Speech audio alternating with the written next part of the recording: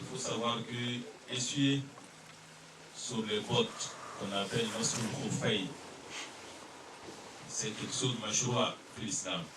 C'est quelque chose qui est permis dans l'islam. Il est tellement important que Al-Tahawi et Ahl Sunna le considèrent même qu'il fait partie de la foi. Pourquoi? Parce qu'il y a une autre tendance qui le nie complètement. Il le nie complètement qu'on ne devrait pas vraiment essuyer sur les bottes ou les chaussettes. Or, Ibn Ahmad bin Hanbal, il dit que je n'ai aucun doute dans mon cœur ce qui concerne la permission d'essuyer sur les bottes et les chaussettes, car il y a plus de 40 hadiths qui vont dans le sens. Et Al-Hassan al-Basri, lui, parle de 70 hadiths. Donc, il y a des hadiths authentiques qui viennent du prophète sallallahu alayhi wa sallam. Sa parole est aussi pratiquement, par la tradition pratique, qui dit vraiment que oui, on peut essuyer sur les bottes et les chaussettes. Ça, c'est. Il y a d'autres hadiths qui a été rapporté par Al-Mughira ibn Shu'ba. يقول فحويت أن أنزعهما فقال دعهما فإني أدخلتهما طاهرتين فمسح عليهما. Dans ce hadith de Mughira ibn Shu'ba, il dit que le prophète sallallahu alayhi wa sallam est venu un jour et il a commencé à faire l'ablution, ses ablutions. Et j'ai voulu l'enlever les bottes. Il a levé les bottes et dit non, laisse-les, car je l'ai mis en état de pureté. Et il a essuyé sous les bottes. Et aussi, il y a un autre hadith de Jabir, une autre personne qui s'est convertie très très récemment, qui a rapporté aussi que le prophète sallallahu alayhi wa sallam, on peut essuyer sur les chaussettes et aussi les bottes. Ce qui fait que vraiment c'est quelque chose qui est permis. Donc, quelles sont les conditions en général qui doivent être réunies afin qu'il soit permis pour une personne d'essuyer sur les bottes ou les chaussettes? La première chose, c'est que la personne doit les mettre en état de pureté. Lui-même, il doit être en état de pureté, ça veut dire qu'il est en ablution. Avant de mettre les chaussettes ou les bottes, il faut impérativement que la personne a fait ses ablutions. S'il ne fait pas ses ablutions, il met les bottes, il n'est pas en ablution, cette personne ne peut pas vraiment essuyer sur les bottes ou les chaussettes. Ça, c'est la première chose. Deuxième chose, condition, il faut impérativement que les bottes et les chaussettes eux-mêmes soient pures. C'est très important. On ne peut pas vraiment essuyer sur quelque chose qui est impur, s'il y a l'huile là-dessus ou il y a quelque chose qui est impur. Et ça, on le voit dans un hadith du prophète sallallahu alayhi wa sallam. Une fois, il présidait une prière et soudain, durant la prière, il a ôté ses chaussures. Les Sahaba aussi ont fait la même chose que lui. Et quand il a fini de prier, il les a demandé pourquoi avez-vous ôté vos chaussures? Il dit on vous a vu le faire. Il dit je l'ai fait parce que Jibril est venu me dire qu'il y a des sueurs sur mes chaussures, c'est pour ça que je l'ai enlevé. Ce qui veut dire qu'on ne peut pas prier avec les chaussures, donc on ne peut pas aussi essuyer sur une chaussure qui est suée. Ça c'est très important. Et troisième chose, c'est la période. La période à laquelle on est permis d'essuyer sur les bottes et les chaussettes. C'est une nuit et un jour pour un résident, 3 nuits et 3 jours pour le voyageur. Donc si le délai passe, on ne peut pas vraiment essuyer sur les chaussettes. Et quatrième chose, c'est que on peut essuyer sur les bottes et les chaussettes si on n'est pas dans une impureté majeure. Impureté majeure, et ça c'est très important. Cela veut dire que si la personne fait ses ablutions, il met ses chaussettes, les 3 conditions sont remplies, et qu'il va aux toilettes, c'est une impureté mineure qu'on appelle l'urine et d'autres choses. Ça, c'est une impureté mineure. Avec ça, il a perdu ses ablutions, il refait ses ablutions et il essuie sur ses bottes ou chaussures. Mais quand c'est l'impureté majeure, comme Al-Janaba, non, il ne peut pas le faire. Ça, il est obligé complètement d'enlever ses chaussettes et ses bottes pour se laver entièrement. Voici vraiment, en général, des idées, des avis généraux qui concernent l'essuyage sur les bottes et les chaussures. Ici, souvent, on avait mentionné vraiment le cas général. Car l'autre fois, quand on commençait à dire ce mazhab dit ceci et l'autre mazhab dit cela, les gens disent non, c'est mieux vraiment d'évoquer les cas généraux. Sinon, dans l'autre mazhab, vous allez trouver vraiment il y a une divergence en ce qui concerne est-ce que la chaussette, il est permis de le faire ou non. Vous trouverez d'autres qui disent non, il n'est pas permis si ce n'est pas en cuir. Mais ce qui a été rapporté par le prophète sallallahu alayhi wa sallam et les traditions du prophète sallallahu alayhi wa sallam, c'est que vraiment on peut le faire. Parce qu'en aucun cas, le prophète lui-même n'a posé cette condition. Donc on ne peut pas vraiment le poser. Donc vraiment, on peut essuyer sur les chaussettes et aussi sur les bottes. Et la durée, c'est 3 nuits, 3 jours pour un voyageur. Pour un résident, c'est 1 nuit et 1 jour. Et on doit le faire quand on est en état d'impurité mineure seulement. Impurité majeure, on ne peut pas le faire. Et c'est ça vraiment en général. Donc si quelqu'un a une question à poser, nous allons en parler à partir de là. Est-ce que vous voulez dire que, puisqu'on doit être en wudu, c'est en plus ou c'est à la place de se laver les pieds? C'est à la place de laver ses pieds. Donc on fait un autre wudu et à la place de se laver, on essuie. Quand, par exemple, le matin, je me lève, je n'ai pas les chaussures ni rien, je rentre, je fais mes ablutions, je lave mes pieds. Je mets les chaussettes. Je suis en ablution. Au cours de la journée, je perds l'ablution avec les éléments qui font que les ablutions sont nulles. Je vais refaire maintenant mes ablutions. Je fais toutes les ablutions pour une deuxième fois. J'arrive jusqu'à laver. Quand c'est le moment de laver les pieds, je ne le fais pas. Je suis seulement au lieu de laver. Ça remplace le lavage. Oui, c'est ça.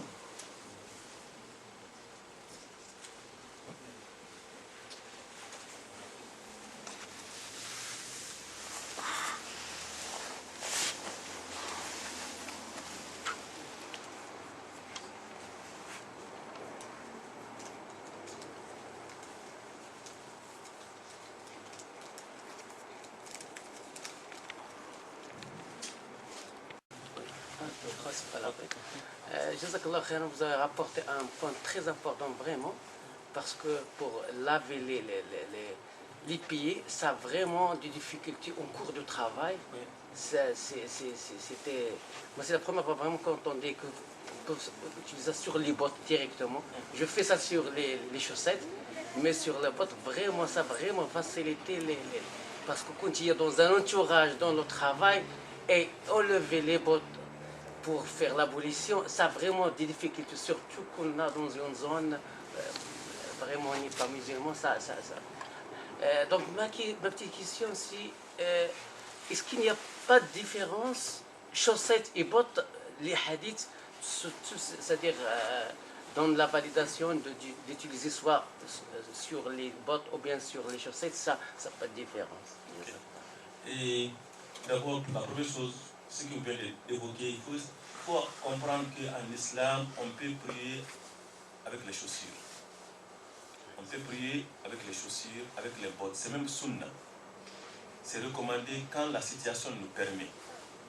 On ne rentre pas dans une mosquée avec les tapis et on a avec les chaussures sur les tapis, on ne le fait pas.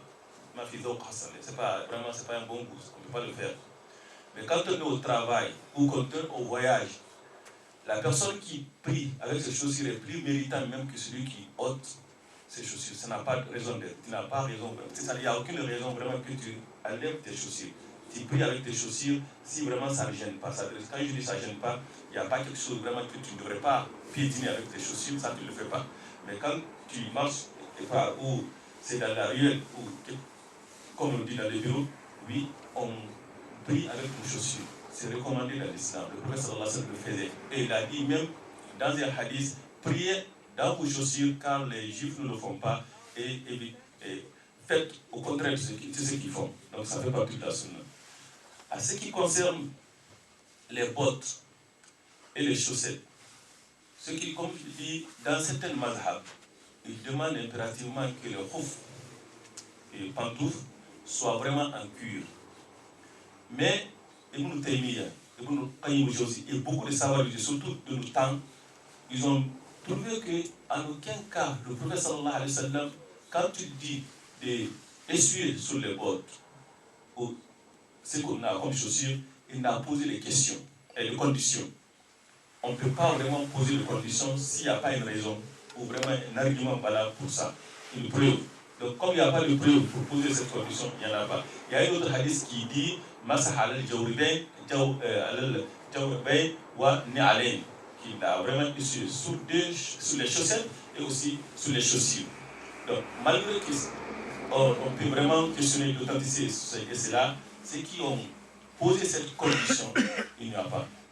Donc vraiment, il n'y a pas une différence entre chaussettes. Ils sont partis plus loin même. L'une des conditions que je n'ai pas évoquées, qui est sujet d'une divergence entre eux, que la chaussette soit épaisse, qu'elle soit épaisse, qu'elle ne soit pas vraiment légère. Et ça, c'est une condition fondamentale que beaucoup d'entre eux le posent. J'ai dit Ibn Hazm يقول سفيان الثوري يقول امسح بهما ما تعلقت به قدمك رجلك ما تعلقت به رجلك هل كان خفاف المهاجرين والأنصار إلا مقرقة ومرققة ومشققة. Donc vraiment ils ont trouvé c'était pas des gens riches. On ne peut pas dire vraiment que les Sahaba avaient les chaussures intactes, jolies comme en cas de luxe, non. C'est des gens vraiment qui n'étaient pas riches, donc qui étaient vraiment en actif, avec les expéditions qu'on sait. Donc certainement, il y a des châteaux, beaucoup de qualités qu'il peut y avoir, mais jamais il n'a été évoqué qu'il y a eu cette condition où on a demandé à telle personne d'enlever ceci parce que ça n'a pas rempli cette telle condition ou d'autres conditions. Comme ils n'ont pas posé cette condition, ce n'est pas à nous maintenant de poser cette condition. Donc il n'y a pas de différence entre chaussettes et bottes, on peut le faire vraiment. Est-ce qu'il y a une façon précise de le faire? Ok, ça c'est très important ce qu'il veut dire. La meilleure façon de le faire, au voici. C'est qu'on le fait avec les deux mains. C'est comme ça. C'est comme ça. Mufarraj. À sabi mufarraj, tabda min atraf ici. Et tu le fais. C'est tout. En avant seulement. Comme ça. Ce qu'il vient de faire. Avec de l'eau? C'est mouillé là. Ah, c'est mouillé. Il fait comme ça, c'est tout. Ouais, ouais. Pas plus, pas moins. On est au désert, hein, On le fait en faisant wudu. On ne peut pas le faire tout seul. C'est quand tu fais le wudu, tu fais tous les éléments de la wudu, quand tu viens maintenant de laver les pieds que tu fais comme ça. C'est ça. On n'a pas besoin de faire ça. On n'a pas non. Mais si tu le fais, Ok. Si tu le fais, ça n'annule pas le ciel. Mais vraiment, tu n'as pas fait avec la tradition prophète, qui est la tradition. C'est macro. C'est déconseillé, ce n'est pas recommandé, parce que ce n'est pas ce que le prophète a fait. Il n'a pas fait 2 fois, 10 fois, 3 fois. Les chaussettes doivent être propres quand même. Bien sûr, on a dit bien sûr que ça n'a pas être sué. Propreté, il faut savoir, il y a 2 propretés à l'islam. Il y a la sueur, il y a la saleté.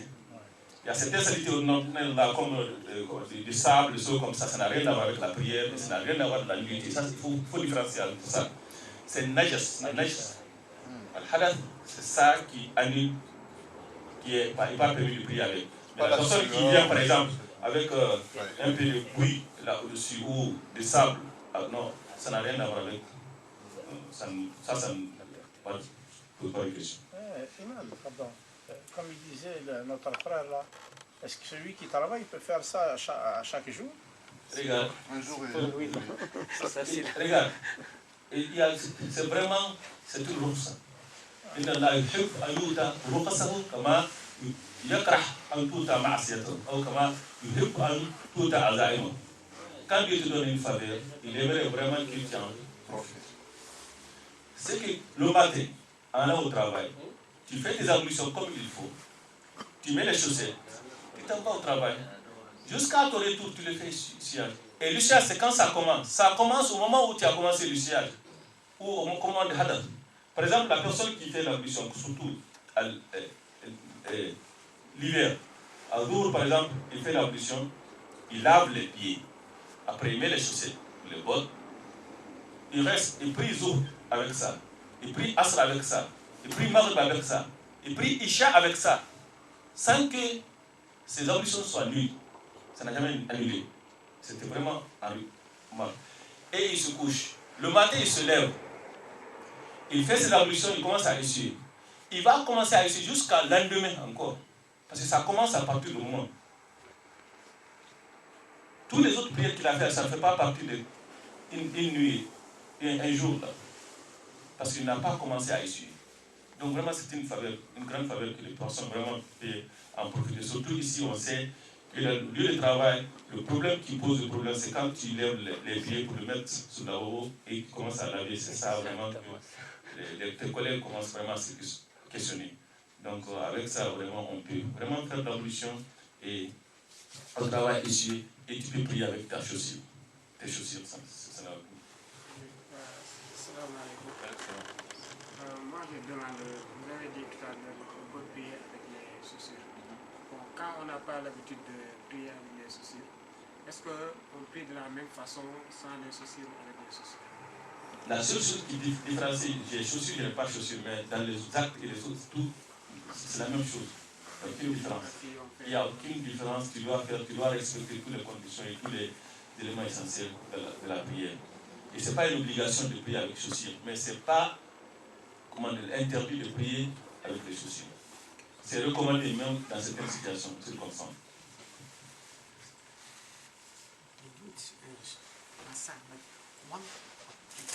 One time only. Only one time. There's no 3 times. Only one time. When you start, you do it once, that's it. And when you count, like I start from Fajr, when I start from Salatul Fajr, so I count from Dhuhr or from Fajr? Okay. In the accounting, they say that there's 2 ideas. The first idea is that it start the time you lose your ablution. Others say no, the time you start really to make muscle. It means that once the person who make ablution, Zuhr, he prays Zuhr with it, he prays Asr with it, and then Maghrib with it, and his ablution still okay, it's no problem. And then he go to bed, he sleep. He wake up morning, he start now to make muscle. From that time he start. From that time he start.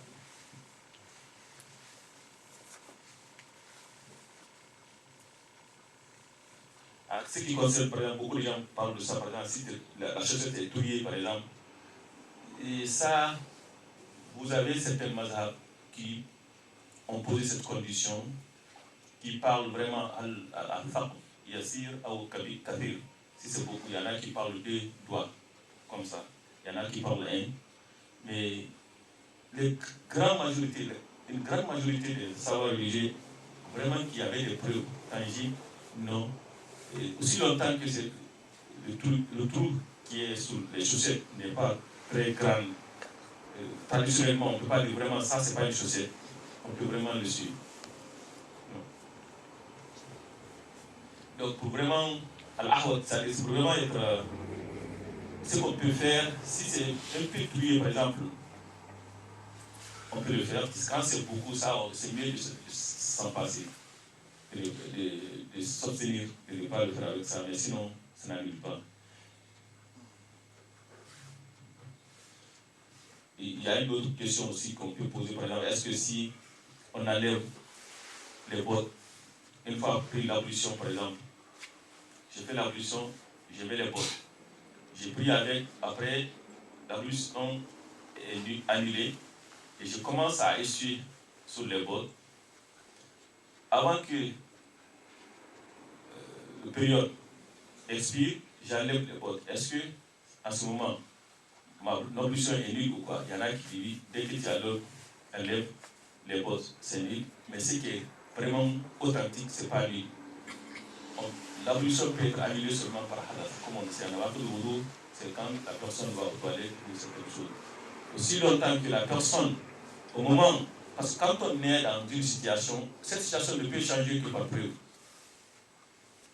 Si tu es dans une situation, et c'est permis, c'est accepté pour lui que tu es ça, pour que cela change, il faut une preuve. Il n'y a pas une preuve qui dit que vraiment que cela peut annuler l'ablution. Donc, ce qui peut, par contre, tu ne peux pas essuyer pour une deuxième fois, une fois que tu la lèves.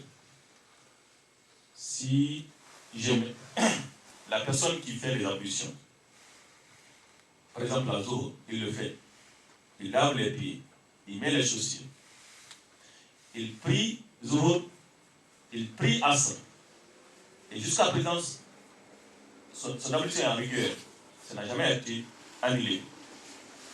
Il enlève ses chaussettes au bord, ça n'a aucun incident. Ça n'a aucun incident. Ça, c'est comme s'il n'a pas enlevé. S'il le remet encore, c'est comme s'il n'a jamais enlevé. Parce que au moment où il a enlevé, son ablution n'a jamais été annulée. Mais si l'ablution s'annule et il commence à essuyer et il enlève, il y en a qui disent dès qu'il enlève, l'ablution est nulle. Mais ce qui est authentique, l'ablution n'est pas nulle, mais il ne peut pas faire du sillage à la au-dessus. C'est un privilège, donc si on a le temps, il est préférable de se laver ou il est préférable de... Ça, les divergences sont là. Quand on a le temps... Les mazhabs sont divisés en deux. Il y a d'autres groupes dits comme Malik et Abu Hanifa, je pense, les deux.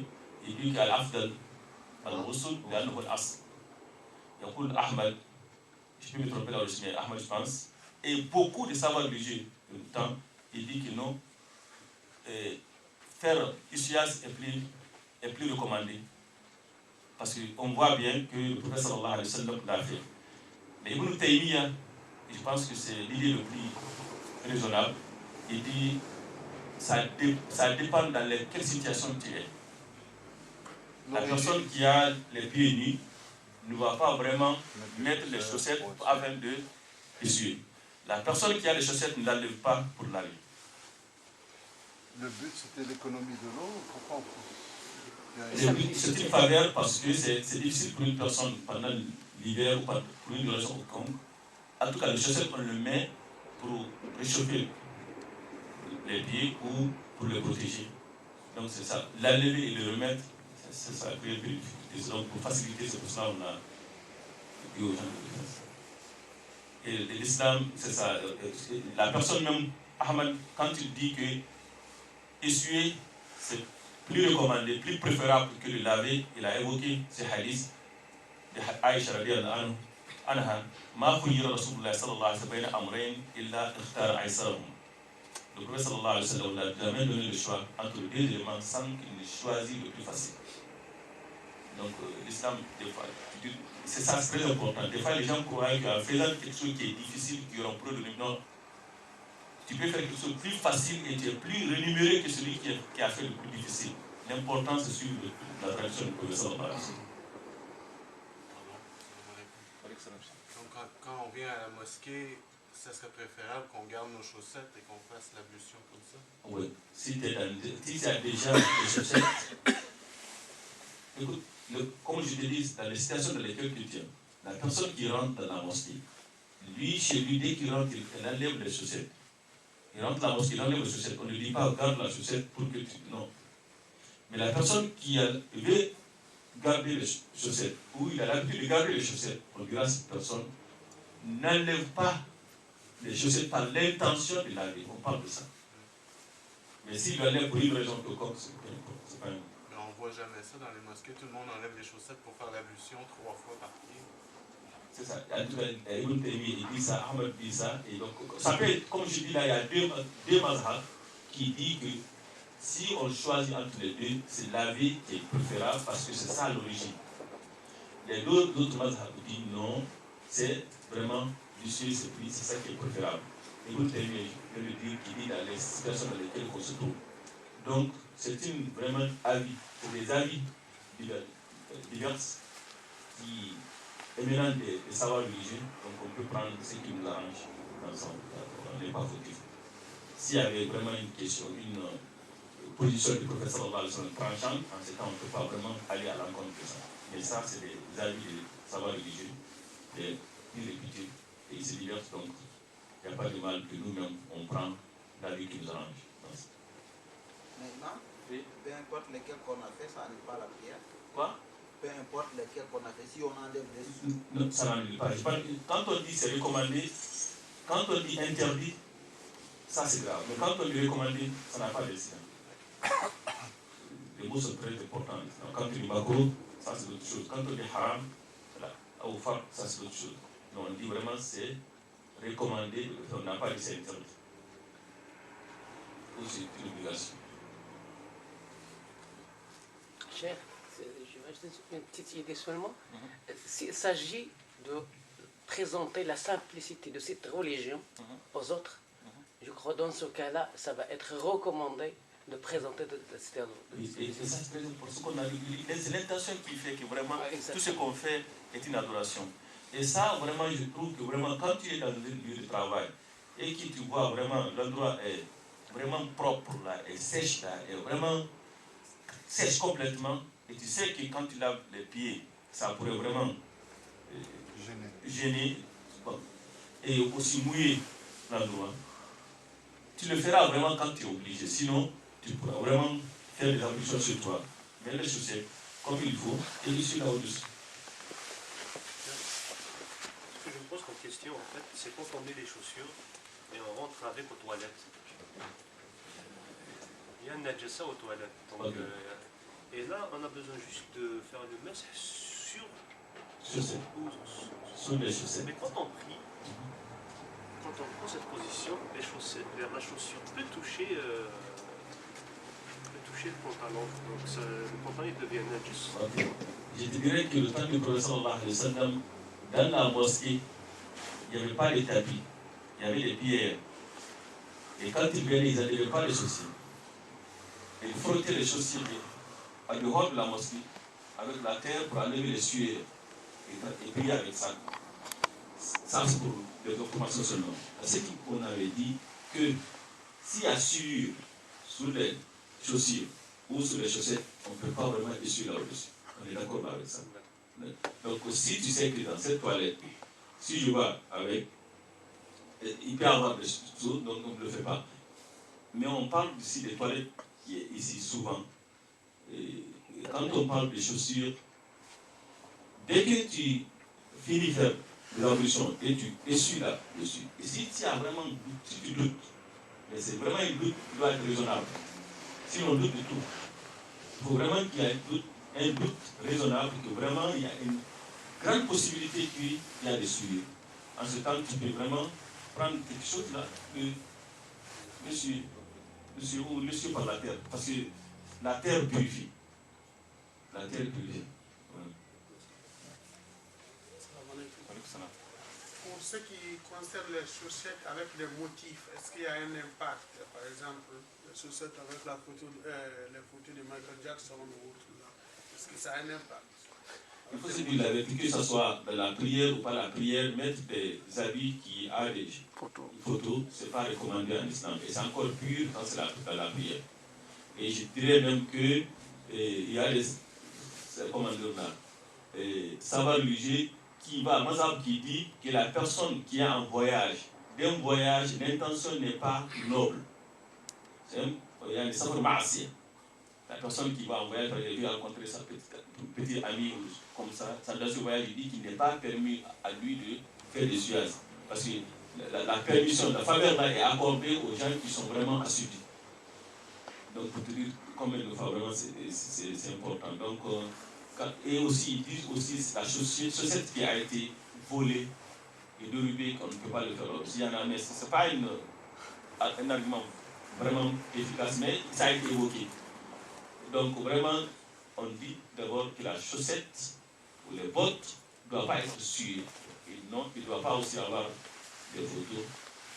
Et quand on parle de photos, on ne parle pas seulement des photos, on parle aussi des slogans qui est écrit ici. Peu importe le slogan, si ça paie, ça arrive souvent. Dès que tu rentres, la personne qui prie, il va le lire tout de suite. Donc les gens ne pensent pas à ça. Ne pensent pas à ça. Le prophète sallallahu alayhi wa sallam, dans la mosquée, quand on vient ici, on apprend à vivre ensemble. C'est ça, Salatul Jama'a. Le prophète sallallahu alayhi wa sallam faisait sortir des gens qui sentaient mauvais, qui avaient vraiment, qui ont mangé de l'ail, des choses comme ça, et qui disaient faire de sortir. Donc, pourquoi vous n'êtes pas gêné des autres? Quand la personne rentre avec le slogan qui est là, et tu passes devant une personne qui prie, dès qu'il te voit, automatiquement ça attire son attention et risque de le lire. Donc, on commet des péchés avec ça. Donc, c'est pour ça quand on vient dans la mosquée, on ne met pas des soucis, des avis. Il y a des photos ou des slogans vraiment qui peuvent distraire nos frères. Puis si tu pries tout seul chez toi, est-ce que c'est bon ou pas? Ce que je vais te dire là, que l'imam Malik dit que Salatul Jama'a Fardu Kifaya. Quand on prie tout seul, selon Mazhab Malik, c'est makruh. Vraiment, ce n'est pas recommandé du tout. Les autres Mazhab disent que tu as commis un péché, mais ta prière est acceptée, mais c'est un péché. Il y a une tendance très minoritaire qui dit que la prière même est nulle.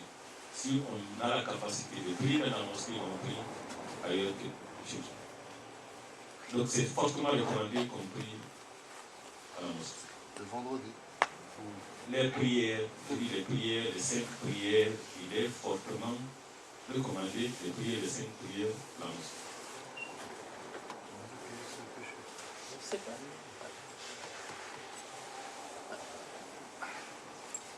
Mais il suit quand même des chaussettes, des petites bottes, c'est quelque chose vraiment qui peut nous arranger. C'est vraiment c'est permis. Et c'est vraiment sous la tradition qu'on peut vraiment le faire.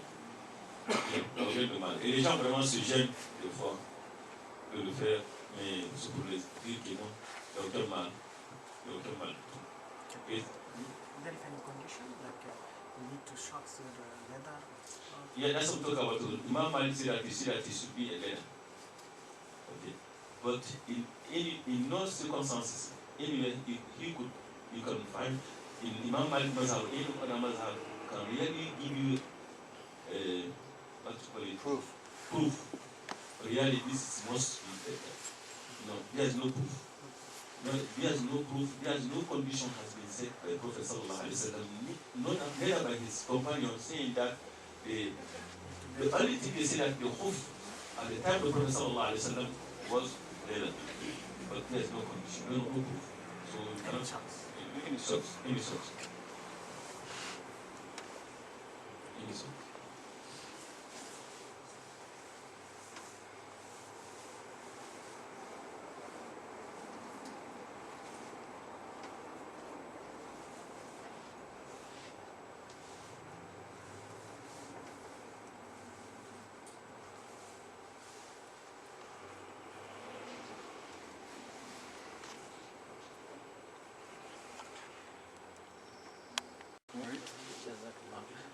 Je passe en arabe, tu peux faire la translation en français.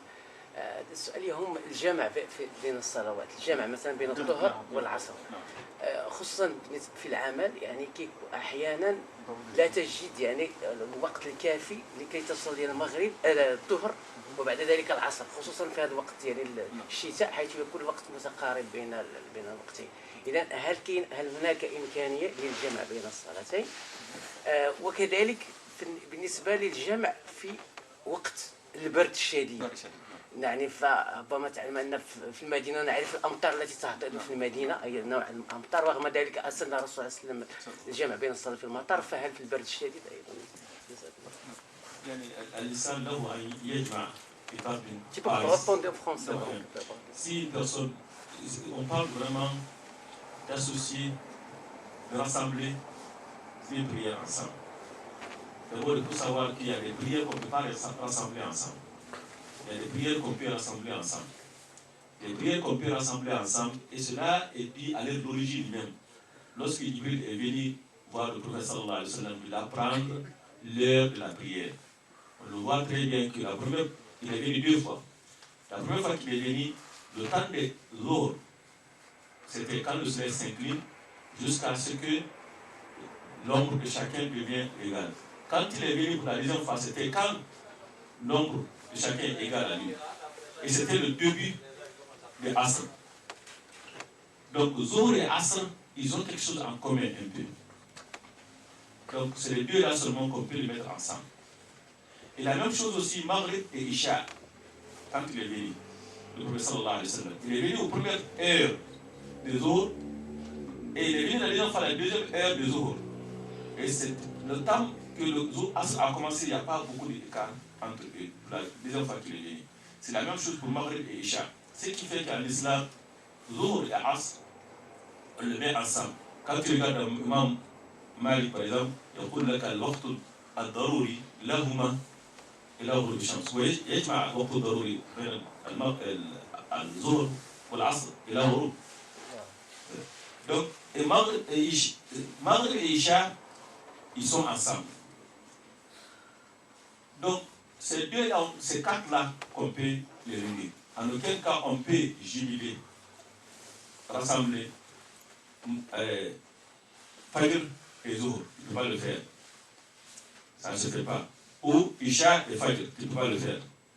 Non. C'est Maghrib et Isha qu'on peut rassembler ensemble. Ou Zohr et Asr. Ils sont unanimes là au-dessus que pour le voyageur, il peut le faire. Le voyageur peut le faire. C'est quelqu'un qui est en voyage, par exemple, et il quitte ici. Il sait que vraiment que je vais arriver à Ottawa ou tel lieu après Maghrib. Donc il est là, après Isha, il est là, Maghrib déjà est rentré. Il prie Maghrib et Isha et s'en va. Ou il sait vraiment que à l'arrivée là-bas, je vais trouver que tant de Isha, il peut continuer et faire Jamou ensemble. C'est la même chose à Asr et Maghrib. Ça, il est d'accord là-dessus.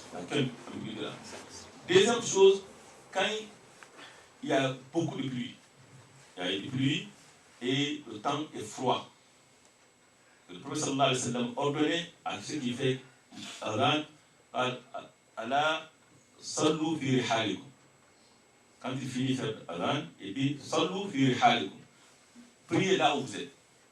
Donc il faisait ça. Mais autre que ça, est-ce qu'on a droit de rassembler les prières, qui n'est pas le temps, c'est-à-dire le tempérie, c'est-à-dire le climat, qui n'est pas relié au climat, qui est relié comment al-hajj, ça c'est vraiment des besoins. Il y a un hadith d'Abbas, Ibn Abbas, qui dit Jama'a Rasulullah sallallahu alayhi wa sallam, bila matar, wala khawf. Il a réuni les prières à Médine. Ce n'était pas vraiment à cause du voyage, ni à cause de pluie, ni à cause de... Et ça, vraiment, ça a été sujet de beaucoup de divergences polémiques entre les savants religieux qui l'ont dit que c'est genre de Thaouri. C'est-à-dire c'est un rassemblement. Il a jubilé apparemment, mais en réalité non. Comme je viens d'évoquer dès le début, que le temps des Asr et l'autre, ils ont quelque chose à la fin un peu commun. Donc, comme on voit tout de suite là, si on prie, on va prier à peu près dans 14h30, c'est Asr. La personne peut par exemple attendre jusqu'à 14h ou 14h15, prie Zohr et attendre 30, il prie Asr. Donc il y a le décalage entre eux, ça peut être seulement 10 minutes, 5 minutes, mais il a pris chaque prière à son temps. Ce n'est pas recommandé de retarder la prière, sauf à Abdaroura. C'est ça, ce qu'on appelle Waqt al-Darouri. Waqt al-Darouri et Waqt al-Muqtar, c'est ça la différence entre eux. À première heure, on doit prier faire la prière. On peut retarder jusqu'à la limite avant que ça sorte, ce n'est pas permis de le faire. Il est permis pour celui qui est vraiment en besoin de le faire. Donc, ceux qui travaillent, par exemple, là, ça aussi, c'est vraiment une chance, faveur qui peut accorder, parce que Borou, là, qu'ils prient les deux ensemble, mais chacun a son temps normal. Il peut avoir entre les deux 10 minutes ou 15 minutes. Il vient, par exemple, il prend la permission, la pause, pour, si c'est 1 heure de temps, à 14h par exemple, 14h10 il prend pause, il vient, il prie, 14h15, ou 14h20, il attend jusqu'à 30, il prie, il s'en va. Il peut faire ça. Maintenant, est-ce que, non, on peut résumer carrément, attendre jusqu'à attendre Asr, vraiment, quant à Imam Abu Hanifa, lui, n'est pas dans lequel cas même matin chose, non. Après, à part de Safar, on ne fait pas jamais. Non, on ne fait pas jamais tout. Les savants religieux, tous ensemble, ne sont pas d'accord avec Hajj, pour un besoin. Ils ne sont pas d'accord avec. C'est Mazhab Hanbal seulement qui le prend en considération, qu'on peut faire Yamou pour Hajj, Massa, si ce n'est pas vraiment mis à la règle, si on ne l'a pas pris quotidiennement, si on ne l'a pas fait quotidiennement. J'ai lu Ibn Taymiyyah, comme je l'ai dit ici, qui, se basant sur ça, la personne, par exemple, qui fait l'examen, qui rentre dans la salle d'examen, un élève qui a l'examen, par exemple, lui, il rentre à l'examen, il ne peut pas prendre permission au moment de l'examen pour lui faire la prière, surtout si le preuve prendra 3 heures ou telle heure, il s'attrouverait que l'heure de Maghrib passe, par exemple, il dit, comment l'heure de Asr passe, lui, il peut faire jumeler entre les deux. C'est vraiment momentané, c'est une faveur qu'on accorde à une personne pour une situation précise qui ne doit pas être à la règle. Donc c'est qu'on ne voit pas vraiment pour un travailleur. Pourquoi? Parce que l'islam demande à celui qui travaille d'essayer de rentrer dans l'ordre, d'essayer de s'organiser pour se mettre en ordre. Ce qui veut dire que si on travaille et qu'on est dans cette situation, on doit vraiment, on ne peut pas prendre ça à la règle, dire que ok, dans toute l'année qu'on ressemble et on continue des années avec ça, on dit que c'est permis. Je ne pense pas qu'aucun savant religieux le dit. Ce qui le dit, il le dit vraiment, comme je le dis, c'est une situation de force majeure et occasionnelle. On peut le faire. Et ça aussi, c'est une seule mazhab à peu près qui le dit, sinon les autres non. Oui. À propos des juillet, les prières, ça veut dire on suit le Jama'a, c'est pas en voyage. Hein? Oui. C'est pas tardé. On ne peut pas avancer la race dans la période de vote. Non, on peut le faire tous les deux. Dans les deux sens. Non, non, tout à fait. Ce que vous venez de dire, on ne peut pas faire la prière de Salat al-Asr dans le temps de vote. C'est ça, hein? On peut faire Zuhur et Asr maintenant, avant Asr, ou le temps jusqu'à Asr le faire. On peut faire rentrer le temps de Asr dans le vote, mais comment dire là, le temps où le professeur Nasser a fait Jamou, il n'a jamais fait Tahrir, c'est Tahrir qu'il a fait avec le temps de choses. Quand il y a le Maghrib, il prie Maghrib, il dit Salou fi Halibou, c'est un moment qu'il prie Maghrib, il prie Asr avant Isha, avant l'heure de Isha. Et Zohar, c'est ce qu'il faisait.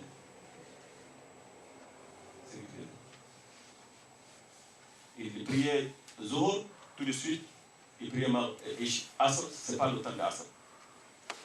Oui, il prie Maghrib, il prie aussi Isha, et puis il s'en va. Voilà, ils sont morts. Ça, c'est pas en voyage, hein? Non, c'est pas en voyage. S'il y a vraiment les temps forte pluie, par exemple, où il y a fort vent, à l'air temps, c'est ce qu'il faisait. Il y a des tempêtes. Il y a des tempêtes. Oui.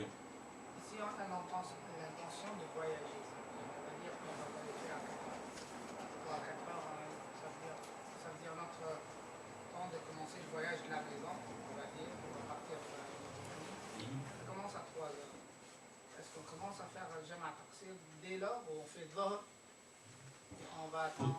Pour sortir de polémique, on dit vraiment Hatta Yoad al-Bunyan. Ça, c'est, tu vas dans le terme, il dit souvent jusqu'à ce que la personne quitte la ville. Mais ça aussi, c'est questionnable, hein, c'est questionnable. Mais oui, on se contente de ça. On doit vraiment attendre jusqu'à ce qu'on sorte de la ville pour sortir de premier. Mais sinon, Anas, par exemple, il a le même sens que si on fait passe à cause de Safar, on fait fitre, il va avec le fitre. Quand il yuftir, tu m'as dit dans le Anas Mouali. Il mangeait même avant de quitter Médine. Donc lui n'a pas pris en compte cette condition de Mazhab. Mais le Mazhab, hein? Ramadan. Il veut voyager là, par exemple, dès qu'il a l'intention, pour lui déjà il est en voyage. Même, avant même de quitter la ville. Mais les Mazhab, il faut que la personne quitte la ville. Pourquoi le faire? Est-ce qu'il y en a des actes de ressources qui ont été Lui, il a évoqué ainsi que c'est les traditions du prophète, mais il n'a pas dit précisément dans quel moment. Même les 4 jours qu'on a dit là, par exemple, là, que la personne qui est en voyage, s'il vient par exemple rester dans un endroit, s'il habite plus de 4 jours, d'une prière par exemple, il doit prier, faire passe au gamme. Parce que vraiment, il est considéré comme résident. Lui, le professeur là est resté à la Mecque 19 jours. Et il faisait passe. Donc, c'est ça. Donc, il y a des mazhab, donc, ça arrive, parce que pourquoi j'ai dit ça, beaucoup de gens ont évoqué ça, qu'ils ont eu des étudiants saoudiens, par exemple, qui étaient ensemble 1 mois, 2 mois, qui faisaient des passes et qui disaient, mais c'est pas normal. Oui, et vous il dit, tout ce qui est considéré comme voyage, c'est un voyage. Et tant aussi longtemps que, parce que Ibn Abbas, il est parti à Azerbaïdjan, il était en voyage, il a quitté en partant. Mais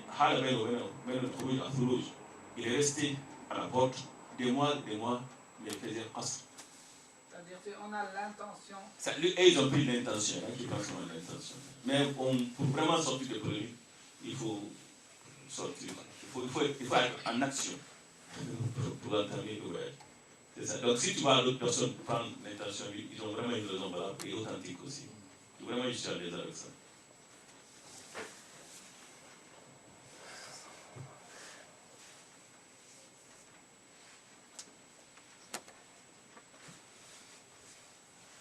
Le temps de la prière, parmi toutes les conditions de la prière, le temps est très important.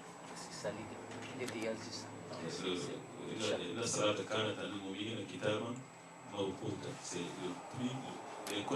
la condition la plus importante dans la prière. On peut prier assis, debout, même ni. Il y a Salatul Oria, c'est dans, vous allez voir dans le Fiqh, il évoque ça. Et l'imam va être entre eux, lui il ne se met pas, il se met entre en même ligne que les autres. C'est dans n'importe quelle situation, la personne, quand le temps arrive, il faut prier. Même s'il est souffrant ou il est dans une situation. Et ça, il faut le dire parce que souvent les gens ils tombent malades, ils sont à l'hôpital, ils n'ont pas la capacité de se nettoyer. Et ils refusent de prier parce qu'ils sont gênés de prier dans la sueur. Non, on prie. On prie, même si l'huile sort, on prie. On prie même si on a des sueurs sur nous, si on est lent. Tout ce qui est la personne, le sanitaire a l'incapacité. Dans l'incapacité de l'enlever, Dieu l'exemple de ça. Dieu te demande une condition laquelle tu peux remplir. Si tu es incapable de remplir, non, tu n'es pas tenu vraiment de remplir. Donc on prie dans l'état, dans la situation, dans les circonstances dans lesquelles on peut, en aucun cas on doit laisser. Si dans la guerre, l'expédition, il y a cela tout le khawf, que les gens sont demandés, les Sahaba sont demandés de faire la prière. Attends, un groupe se met devant les autres commencent à prier, ils changent, ils sont en guerre, ils changent. Et si vraiment ils sont une nation déjà, chacun prie comme ça. Ils tentent de faire tout là, mais ils prient comme ça. Mais non, en aucun cas, il va laisser le temps passer. Le temps prie, vraiment.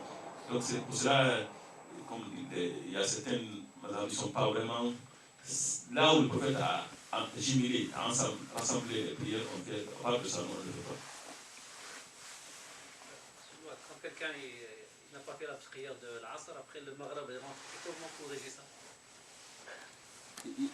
Dans Al-Tartib Bayn al-Fawaid, il dit que prier en ordre, prier les prières en ordre, les mazahib le considèrent ça comme phare, comme rukn, c'est-à-dire comme une obligation.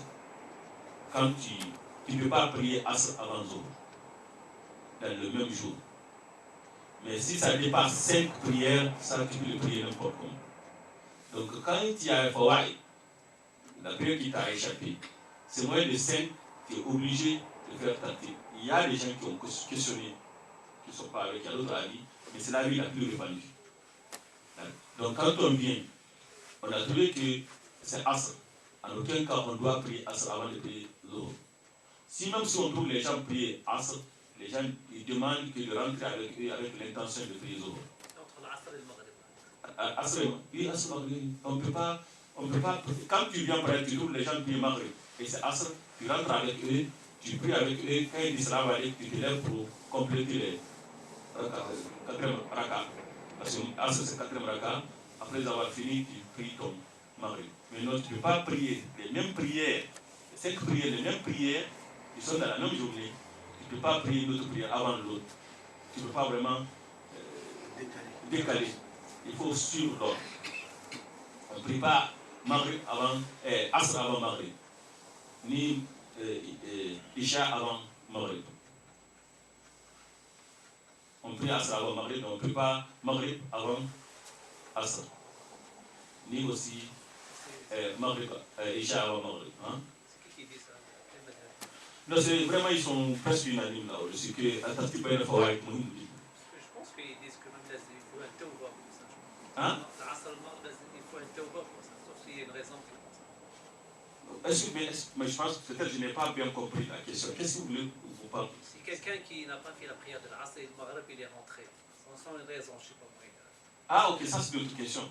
Il y a un hadith du professeur Allah qui dit que laissez ta famille affamée, tu as les moyens de nourrir ta famille et tu la femme complètement. Il n'y a pas un péché plus grave que ça. Dieu t'a donné une famille qui tu es responsable d'eux, tu dois les nourrir, tu as la capacité, tu refuses, tu les prives de la nourriture. Laisser, ça c'est plus facile que le laisser. Le péché de ça est plus facile que le laisser à ça. Ça c'est très important. Il faut savoir qu'il y a 2 temps dans la journée où les anges montent au ciel pour présenter nos œuvres. C'est au temps de Asr et Subo. C'est-à-dire ils s'échangent. Les anges qui sont le matin, c'est après Asr qu'ils montent, les autres descendent. Et aussi restent jusqu'à Fajr. Ils s'échangent. Donc c'est à ce moment-là qu'ils montent vraiment pour présenter. C'est pour cela souvent vous allez voir même les traditions saoudiennes. Quand il y a une calamité entre eux, ou il y a une difficulté entre eux, ils veulent faire Moula'ana. Par exemple, il ne faut pas de l'Asr. Souvent, parce que c'est le moment où vraiment les anges s'échangent. Même la prière, l'heure qui est considérée Yom al-Jumu'ah, Sa'at Ijaba, ils ont dit que vraiment que c'est quand le membre est mimbar ou quand il se tue entre les deux khutbahs, mais la majorité d'entre eux se dit ça après Asr. C'est après Asr. Il dit, Fidjuma, ça, il y a une heure, Yom al-Jumu'ah, celui qui invoque Allah durant cette heure-là, Dieu exauce ses vœux, il dit ça après Asr.